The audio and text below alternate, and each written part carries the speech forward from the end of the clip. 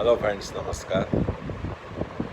आज हम बात करते हैं कि हार्ट डिसीज़ को डायग्नोसिस कैसे करें, क्योंकि सब जगह पे एक प्रोफेशनलाइजेशन हो गया है। जैसे इंसान एंजियोग्राफी कराने जाए हॉस्पिटल में तो हाथ से कैथेटर डालते हैं एओर्टा के रूट की तरफ और वहाँ से एक डाई डालते हैं और फिर जब हार्ट रिलैक्स होता है तब वो कोरोनरी आर्टरीज फील होती है। तब डॉक्टर्स को फ्लोरोस्कोप यानी एक टेलीविज़न पे उनको एक लाइव फीलिंग डिफेक्ट दिखने को मिलती है जो ब्लॉकेज होते हैं। तो डॉक्टर्स अपने दिमाग लगा के उसकी टकावारी लिख देते हैं और डॉक्टर्स को वो भी मालूम नहीं पड़ता है एंजियोग्राफी में कि ब्लॉकेज स्टेबल है कि वल्नरेबल है।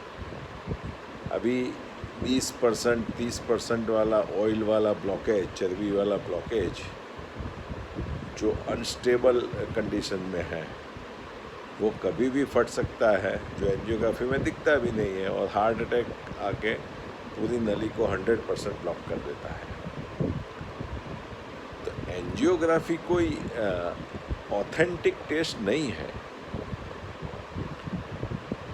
कई ऐसे मशरूम जैसे सेंटर खुले हैं जो बोलते हैं कि हम वास्कुलोग्राफी करते हैं, कार्टोग्राफी करते हैं। What is that?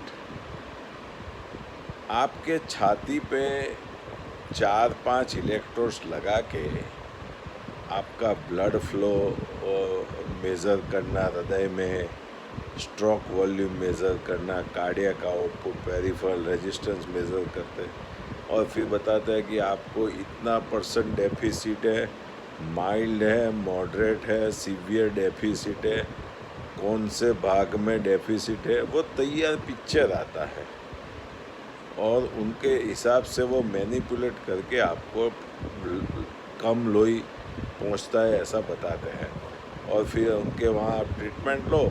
फिर वो कंप्यूटर में सॉफ्टवेयर मैनिपुलेट करके फिर आपको पूरा लोई मिलना चालू हो गया हर एक पोर्शन में हृदय के, ऐसा बताते हैं। तो ये गलत बात है, ये कोई एफडी है, अप्रूव नहीं है। आपको हृदय रोग देखना है तो आप सीटी कोरोनरी एंजियोग्राफी कराइए,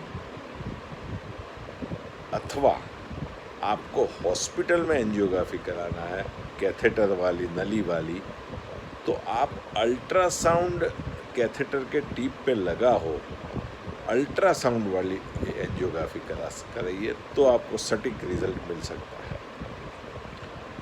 सीटी कोरोनरी एंजियोग्राफी सटीक रिजल्ट देता है।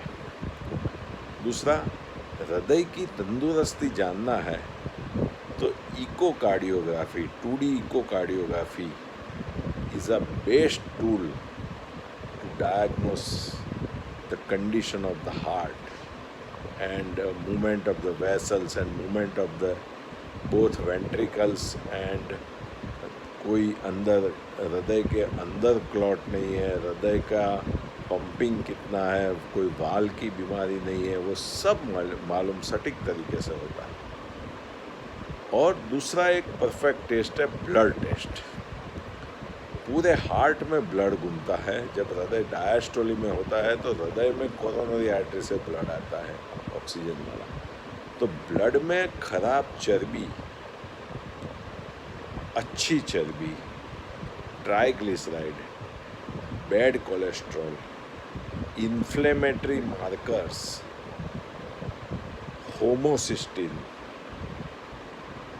ट्रोपोनिन आई, जो आपको चेस्ट पेन सडन आया हो तो आप ट्रोपोनिन आई टेस्ट करा सकते हैं कि हृदय का मसल डैमेज हुआ है कि नहीं।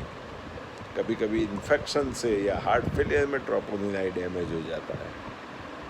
तो ट्रोपोनिन आई टेस्ट एक डायग्नोस्टिक टूल है, हृदय डैमेज हुआ है कि नहीं।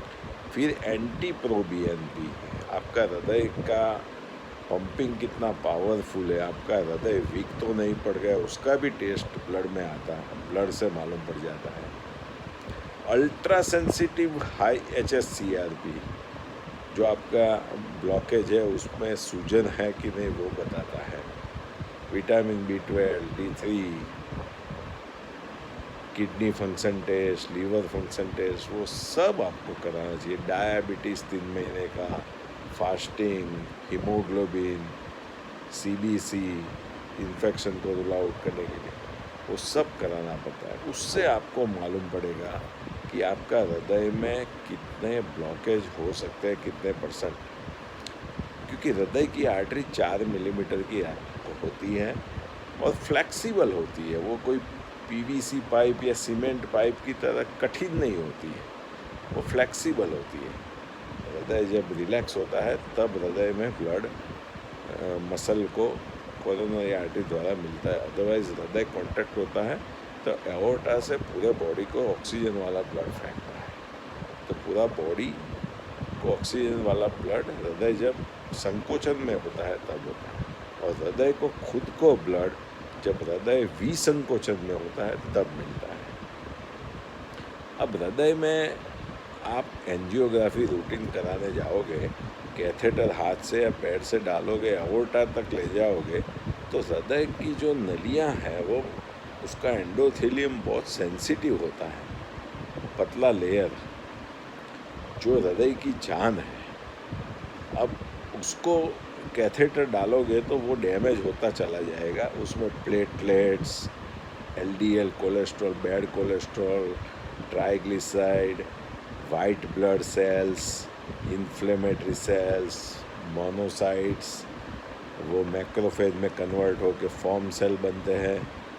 फिर कैल्शिफिकेशन होता है वहाँ पे, और जो नली होती है उसका मिडल लेयर से स्मूथ मसल सेल माइग्रेट करके एक कैप बनाते हैं कि जो ब्लॉकेज डेवलप हो रहा है उसको स्टेबिलाइज करने के लिए।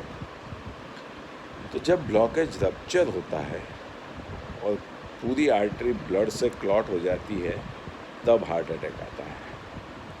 अदरवाइज़ जो स्टेबल एंजाइना होता है तो उसमें तो 70% से ऊपर ब्लॉक है तो आप चलते हो या फास्ट वॉक करते हो या स्टेयरकेस चढ़ते हो या खाते हो, खाना खाने के बाद आपको दुखावा चालू हो जाता है। अनस्टेबल ब्लॉकेज एंजाइना में कभी कभी shoulder region of blockage mean side में से ब्लॉकेज कभी कभी फट जाता है सीयर स्ट्रेस के हिसाब से। तो पार्शियल ऑक्लूजन होता है, ब्लड फ्लो चालू रहता है लेकिन पार्शियल ऑक्लूजन होता है तो पेशेंट को कभी कभी रेस्ट पेन होता है, पर्स्पिरेशन होता है, माइनर मोमेंट्स में भी उसको चेस्ट पेन होना चालू हो जाता है। तो कहने का मतलब क्या है कि आप वास्कुलोग्राफी, कार्टोग्राफी या कन्वेंशनल एंजियोग्राफी स्टेबल कंडीशन में मत कराइए। आपको हृदय की सटीक जानकारी चाहिए तो ब्लड टेस्ट कराइए, जो मैंने बात की है वो, इकोकार्डियोग्राफी कराइए, थेलियम हार्ट स्कैन कराइए, बहुत ही अच्छा टेस्ट है वो।